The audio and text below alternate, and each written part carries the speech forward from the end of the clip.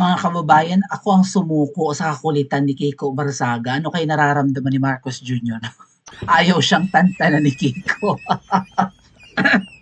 Alam mo, Marcos Jr., kailangan mong ipakulong. Sige, well, yun naman talaga ang ina-anticipate yata ni Kiko, no? Na pwede siyang ipakulong. Suspension na kasi ang inabot ni Congressman Kiko Barzaga ng Cavite sa kakabatikos niya kay Marcos Jr. Alam niyo yun, nabibilang nga lang sa daliri natin, di ba?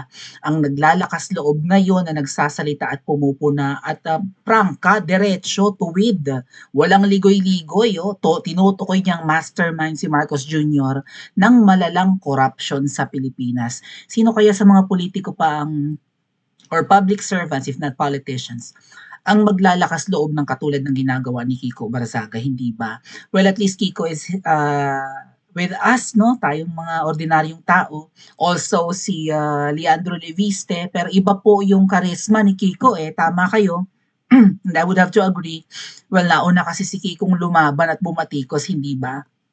And ginigipit talaga. Kaya naman, kapag tinatanong ko kayo kung sino ang mas na-appreciate nyo, si Kiko Barzaga kaagad ang pinipili nyo. Leandro Leviste, kahit paano may hawak na panlaban kay Marcos Jr.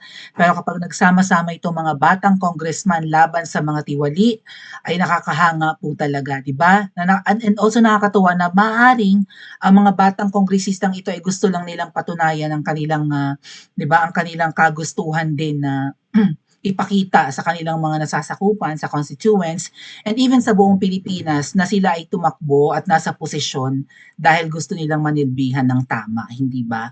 Maaaring ang mga batang congressman na ito at mga politiko ay hindi pa nalalamon totally ng sistema, which dapat ngang mabago na yan kapag umupo si VP Sara or ang mas matitinong mga leaders at sana kailan kaya, no? Malay natin ngayong 2026, di ba?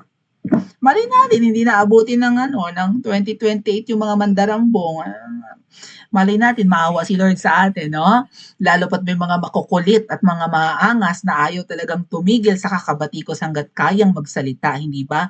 Hangga't may platform, hangga't may social media, hangga't hindi tinitake down ng FB, verified naman pala tong Facebook ni Kiko, kaya malimit siya mag-post ng laban kay Ngiwi Jr. Tsaka siguro parang rest back din niya dahil nga ginigipit siya, sinuspend na nga, so wala siya ngayong, 'di ba, napapala at wala siyang magawa rin para sa kanyang mga nasasakupan diyan sa Dasmariñas, Cavite sa Pilipinas.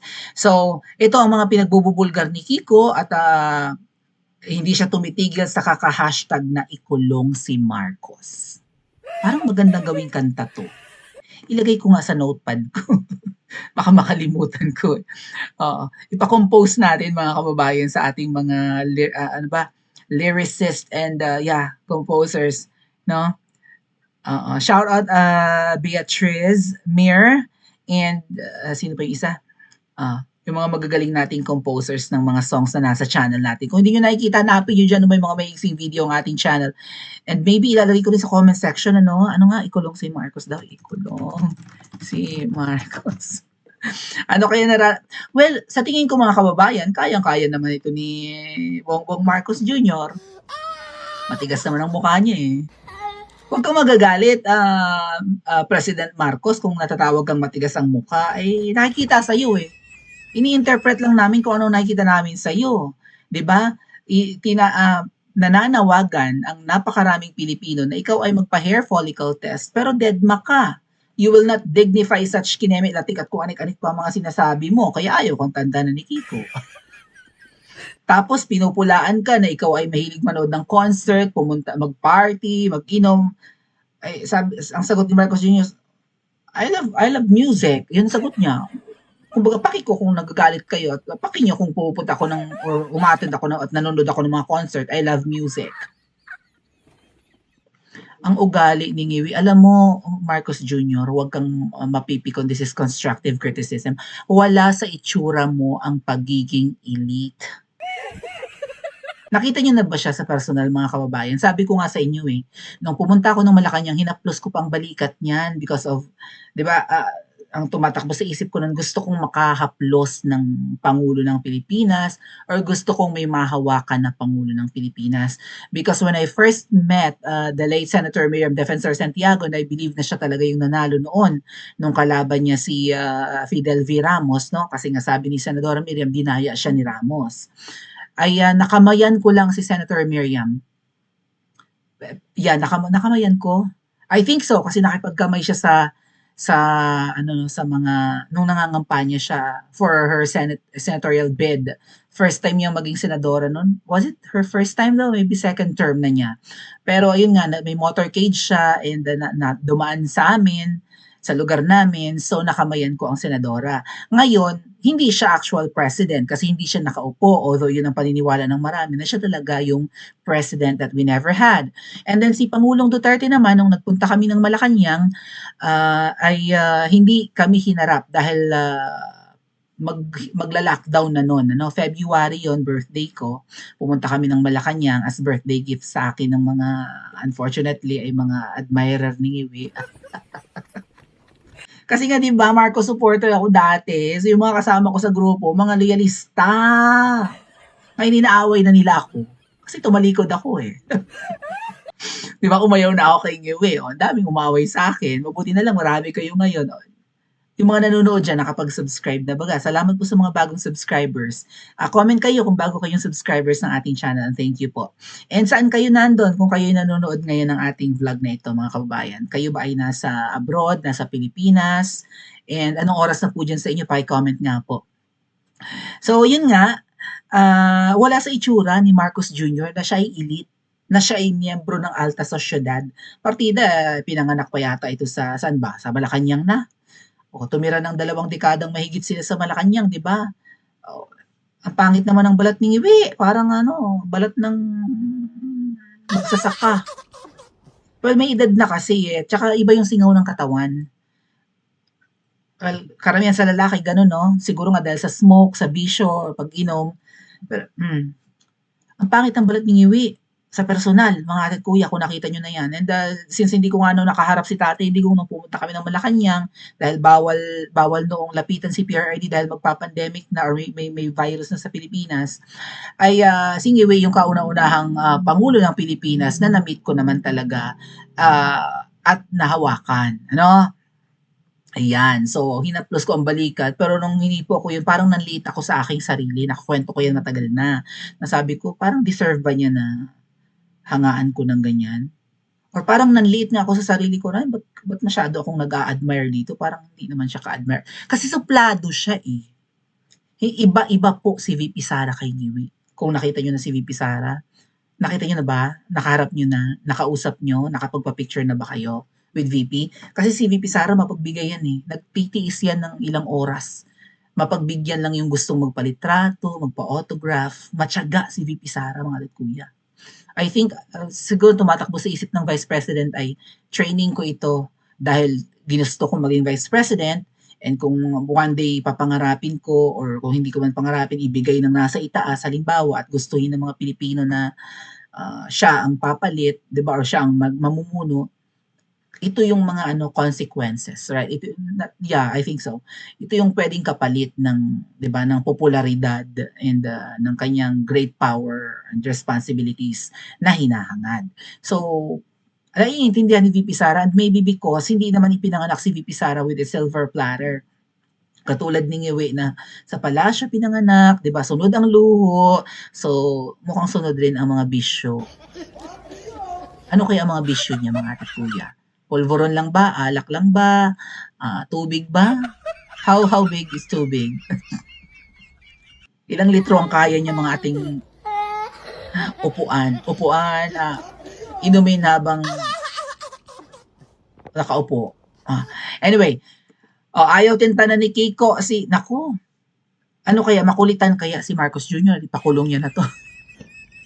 Kasi sinampahan ng ethics complaint, di ba, si Kiko?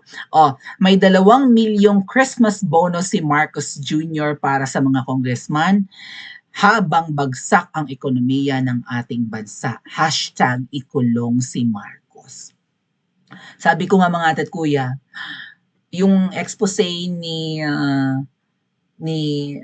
Leandro Leviste na sinalungat ni Kiko na di ba in-expose ni Leandro Leviste na may 2 million Christmas bonus ang mga buhaya. Bukod pa dun sa kanilang MOOE na bilyones. So sabi ni Kiko, mali ka dyan, hindi lahat may 2 million, sabi ni Kiko kay Leandro Leviste, no? Na-vlog natin yan, kung hindi nyo pa napapanood, hanapin nyo yung video. I think kahapon ko lang in-upload. Nauuna lang dito sa ating vlog na to. Or nasa Princess Maui 1 channel, sa main channel natin. So, ang sabi ni Kiko, mali ka dyan, hindi lahat ng buhaya may 2 million. Ako, wala akong 2 million dahil sinuspend ako. Tapos si Akop, wala rin 2 million kasi nasa impyerno na. Yung namatay. Malakas mga asa si Kiko, no? Which is good. I think yung personality niya na yan, bukod sa nauna na siya talaga sa mga bumabatikos ngayon kay Ngiwi, ang na-appreciate ng maraming mga netizens, no, at mga Pilipino na nasa social media dahil nga hindi boring ang kanyang personality. So I hope si Leandro Leviste, yung anak ni Loren, na isa rin sa mga batang kritiko ngayon ng Ngiwi administration, ay dagdagan yung kanyang personality, no. Pero syempre mahirap baguhin ang sarili kung ganoon ka talaga. Sabi ko nga sa inyo, mukhang protected 'yon nung kanyang kabataan, shielded ng magulang ni na Loren. So formal si Leandro Leviste. Pero may itsura naman. So, Ian Marcos Jr., binubulgar ni Kiko Barzaga na namimigay ka ng 2 million sa mga congressmen pero bagsak ang ekonomiya ng Pilipinas. Ang gusto nyo pa, makontento ang taong bayan na 500 pesos lang ang panghanda sa Pasko.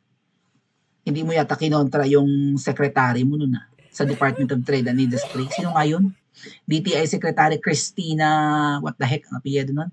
Christina pangalan nun, di ba? I-comment nyo nga dyan sa comment section at hindi ko mabuklat. Nangangalay ang daliri ko. Nangangalay rin ba ang daliri nyo? Hindi nyo pa pinipindot yung like button dyan. Pati yung bell icon, yung katabi ng subscribe button, may bell icon dyan. Pindutin nyo yung all, yung bell at saka yung all na option para may notification kayo tuwing nag-vlog tayo. So, yeah. Bakit ka namimigay ng 2 milyon? What's in it for you, Ngiwi? Right? Ano ang kapalit niyan? Ano ang ibibigay sa iyo ng mga congressman kapalit ng Christmas bonuses na 2 million? Ang ordinaryong Pilipino nga, mamamasko, swerte nang makatanggap ng 500 pesos. Mga bata nga ngayon, di ba, sa hirap ng buhay, baka hindi makapamasko ng marami. Right? Dahil hikahos naman ang karamihan. Swerte na siguro ang bata kung makapamasko ng hanggang 1,000. Right? Ang daming pupuntahang kakilala, ninong, baka nga ang mga ninong nagtatago. Kumusta po yung mga nasa Pilipinas? Nagtatago ba kayo sa mga inaanak nyo? Ilan ang napamaskuhan ng mga anak nyo at apo nyo? Kaya pakisabi dyan sa comment section. So, tapos itong mga kongresista na hindi naman ng mga bata, may pamasko, tas 2 milyon pa? Anong kapalit? Anong may bibigay ng mga congressman? Ano ang gagawin ng mga congressman bilang kapalit ng 2 milyon? Hindi kaya another impeachment for VP Sara ngayong 2026? Pwede, no? Baka nga hindi lang 2 million ang ibigay. Christmas bonus pa lang ite. Sa 2026 ay yung mga allocables, mga insertions, mga amendments, mga projects, aprobado yan sa, baka ganun, no?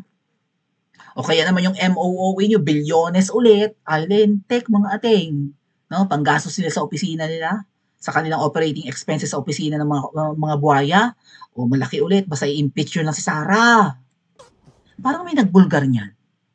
Was it Ate Maharlika? Na, itutuloy pa rin ang impeachment sa 2026, ngayong 2026, parang binulgar ni Miss Maharlika yan, no? Someone exposed that. Or maybe it's Rowena Guanzon. Right? Itutuloy pa rin daw ang impeachment. So VP Sara, mag-ready ka lalo't may mga hula ngayon na naku, may mga kababayan, may mga salamat sa mga nagse-send sa'kin ng link 'no, kung di pa kayo naka-follow sa Maui Spencer na page, paki-follow po yung Maui no, Princess Maui rather. Princess Maui na Facebook page naman. So Princess Maui tayo dito sa YouTube, Princess Maui rin ako sa Facebook. Bagong gawa 'yan kasi nga ginorgor 'no, pina-take down ng mga double agents at kulto ng mga double agents at mga Team Alpotera ang aking page. Or maybe ng Niwi administration kasi binabatikos ko si Niwi. Anyway, yung mga double agents naman mukhang mga pakawala yan ng angkan ng mga yan eh, no? Kaya nga naniniktik sa mga Duterte. O, at saka sa mga Duterte supporters. So, yeah. Bakit ka nagbibigay ng 2 milyon? Ano ang kapalit? O, kung hindi man impeachment yan or maybe, ang tawag dyan, patikim. Kumbaga appetizer. Baka appetizer pa lang itong mga ating. Ayan ang Christmas bonus niyo, 2M. Hindi ako may sabi, si Kiko, appetizer pa lang yan. Soup pa lang yan. Iba pa ang main course. Iba pa ang second course. Iba pa ang dessert. So, mas malaki pa. So, itong mga kongresista, mga buhaya, o di, ay, pamasko eh. Tanggapin ko. Bakit? Paano ito ipinamasko, mga kababayan? Through check? Cheque ba ito? Binigay sa opisina nila? Or ito ba ay cash basis? Nakalagay ba ito sa maleta or sa briefcase? Or sa duffel bag? Paanong nabigyan? Ayan, Marcos Jr., kung nagsasalita ng kasinungalingan si Kiko Barzaga, kasuhan mo to kaagad. Kaya lang, hindi mo pala pwedeng kasuhan din. Kasi nasa public office kayo, huwag kayong balat sibuyas. Bawal yung gipitin ang mga kritiko nyo. Kaya ang gagawin ng babaeng ahas, di ba? Di umano uutusan ang mga ang miyembro ng Team Alpotera at mga double agents para kasuhan ang Team Alindog. Okay? Itong grupo ni mahal na Reyna Edwin Hamora na nagbubulgar sa mga double agents. O yung mga tik-tik na mga nagkukunwaring Duterte supporters pero mga pakawala pala ng kabila. At ng angkan ng mga, alam nyo na, mandarambong. Oh. So, gagamit sila ng ibang tao para gipitin ang kanilang mga kritiko or mga pumupuna sa kanila. Kaya feeling ko, hindi man makasuhan ni Marcos Jr. si Kiko Barzaga, uutos sila ng ibang congressman na magsasampa rin ng kaso kay Kiko. Kaya nga may ethics complaint na si Kiko. Plus, maybe may mga Kiko, mag-ingat ka sa mga sa mga posts mo or sa mga statements mo, 'di ba? Sa mga sagot mo sa mga interview kasi baka may gamitin silang ibang tao or maybe magkalkal sila ng baho mo. Baka mamaya tinatamnan ka na ng mga espiya at double agents diyan sa Cavite, mag-ingat ka or kung saan ka man nagsi-stay. Hindi pa po natapos diyan ang batikos ni Kiko. Ito pa ang isa niyang post, mga ate at kuya. The Cabral files all point to one mastermind. Aray, ngiwi, aray. Kaya pa, ngiwi, kaya pa. Dahil ako hindi ko kinakaya si Kiko, relentless, which is good. Kasi yung iba, mga kababayan, alam niyo yon, kapag ginipit, napipilitan na lang bumaliktad. Nababago na lang yung ihip ng hangin para tantanan na yung panggigipit. Right? Oo. Kumbaga kakalabanin mo kami or you will, may masamang mangyayari sa'yo or you'll just join us.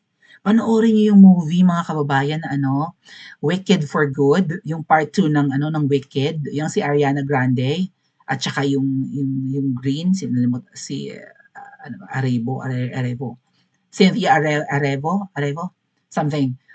'Di ba yung kwento nga ng Oz, right? Makaka-relate kayo sa sitwasyon sa Pilipinas. Similar. Pero yun nga lang ay fantasy, fairy tale, no? Pero at saka musical, pero same. And I don't know if I'm just hindi ako iyakin eh, mga ate at kuya. Pusong bato Akems, di ba? Pokla ako pero pusong bato. Right? Pero dun sa movie na Wicked, lalo na yung Wicked for Good, yung part 2, ay, grabe ang iyak ko. Wala nang pigil-pigil ang luha. Ano kung umiyak ako? Umiyak din naman ang lahat, normal yun. Ano kung umiyak ako? Pokla ako, normal yun. Pero promise, never akong umiyak. Kasi gano'n yun, eh, feeling ko kahinaan ang pag-iyak. And the first time na umiyak ako ulit, nung ako ay, adult na mga or grown up na mga kababayan, ay nung nag-EDSA kami. Okay, may mga frustrations kasi nung nag-EDSA kami nung 2024 na may mga ine-expect kami na hindi nangyari. Kumbaga nag-EDSA kami, napagod, nagastusan, napuyat, inaway, ginipit, kinabahan, natakot, pero nakaupo pa rin yung diktador. Nag-ipon-ipon yung pagod, galit, kaba, takot, 'di ba?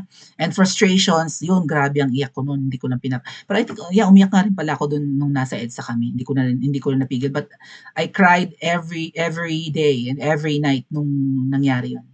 Okay, 'pag kumbaga 'pag nasa EDSA kami, pagbalik ko sa nire-rent kong room ay, dun ako umiiyak 'no, hindi lang dahil sa pagod kundi sama-sama na. So yun yung naaalala kong grabe ang iyak ko, di ko na pinigil yung luha ko and then, itong pagkakapanood ko ng Wicked for Good na movie. Like, ngayong New Year, siyempre 'no, manonood ako ng movie. Kumbaga magde-day off ako ng very light. Grabe ang iyak ko, ate! Promise maiiyak kayo sa movie, ang ganda rin ng kwento. Super ganda, panoorin niyo po, highly recommended ko. Pero sana ang susunod na iiyak ay, sa kulungan na umiyak 'no. Yung deserve umiyak at deserve maparusahan at pagdusahan niya ang kanyang ginagawa sa Pilipinas. Kasi ang sabi nga dito ni Kiko, the Cabral files all point to one mastermind at ikaw yun, Ngiwi Junior. Wala ng preno-preno, wala ng code name, wala ng alias. Ikaw ang tinutukoy ni Kiko na mastermind ng pagnanakaw at korupsyon sa Pilipinas. Kasi tama 'no, dalawang bagay lang 'yan mga kababayan, eh, and kayo na rin ang sumagot sa comment section. Ikaw baga ang mastermind, kaya grabe kalala ang nakawan. Or inutil ka, kaya hindi mo alam na habang namumuno ka, ang nasasakupan mo nakaw na ng nakaw.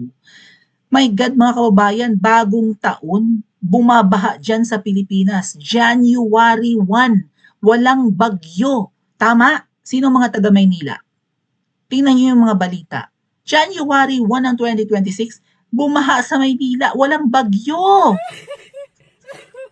Ibig sabihin, ang mga projects, ghost projects, lalong-lalo na ang flood control. Bakit may flood? Bakit hindi nako-control? Flooded na ba ang kanilang mga bulsa ng pera ng Pilipinas? Inutil bang Pangulo Singiwi kaya wala siyang magawa para disiplinahin at parusahan ng mga magnanakaw o siya ay kasabwat? Kasabwat lang ba o mastermind na rin? Pa-comment po dyan sa comment section at panoorin ang susunod na video na nakikita sa screen.